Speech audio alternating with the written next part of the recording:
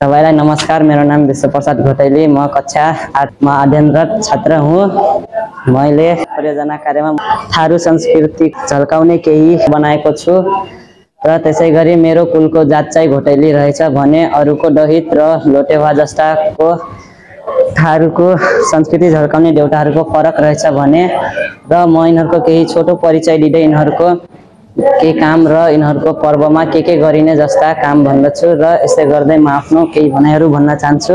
र सुरुमा म भन्न चाहन्छु आफ्नो यो मैयालाई। यो मैया भनिनुको कारण चाहिँ हाम्रो यो महिला देवताको मानिन्छ र यसकै आधारमा हामीले यो चुरा र यो चिट्नी बनाएको छौँ र त्यसै गरी यसले हाम्रो घरमा शान्ति र एक अर्का बीच माया प्रतिको काम गर्ने गर्दछ भने आफ्नो म दोस्रो अर्कोमा राख्न चाहन्छु आफ्नो खेक्रेहीलाई, जसले यो र यो सर्पो र हाम्रो टिन जस्ता देवताहरू चाहिँ एउटै संस्थामा काम गरे जस्तै काम गर्ने गर्दछन् र यी खेक्रेही र यी फेटारा र यी सौराहरूले दुवै तीनैजना मिलेर घरको काम र सुरक्षा गर्ने गर्दछन् भने फेटारा सर्प भन्नाले नेपालीमा नाग देवता र थारूमा फेटारा भन्ने भनिन्छ।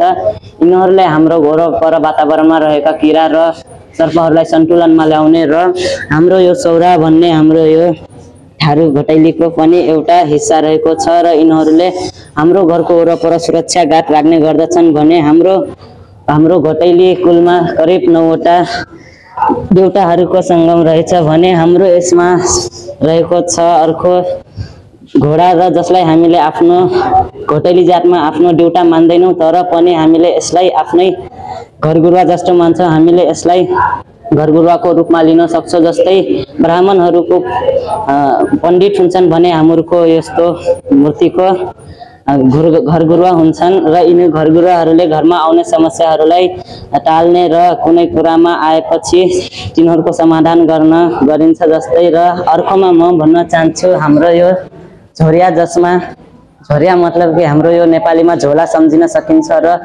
हजुरले यो झोला सम्झेर केही न केही बुझिहाल्नुभयो होला। हाम्रो झोलामा चाहिँ यिनीहरू देउताको लागि यसमा रुई जस्ता अबिर र रङ जस्ता राख्ने हुने गर्दछन् भने हाम्रो यो लट्ठी पनि हुन्छ जसमा हामीले यो झोरियालाई राख्ने गर्दछौँ र यो लट्ठीले चाहिँ हाम्रो घरमा आउने धेरै किसिमका कुरा पनि रोक्दछन् र हामीले यसलाई मजुरको प्वाकलाई पनि यहाँ राख्ने गर्छौँ जसमा हामीले धेरै पूजाआजा गर्छौँ। यति कुरा भन्दै म आफ्नो यिनीहरूको चाडपर्वमा भन्ने केही कुरा भन्न चाहन्छु।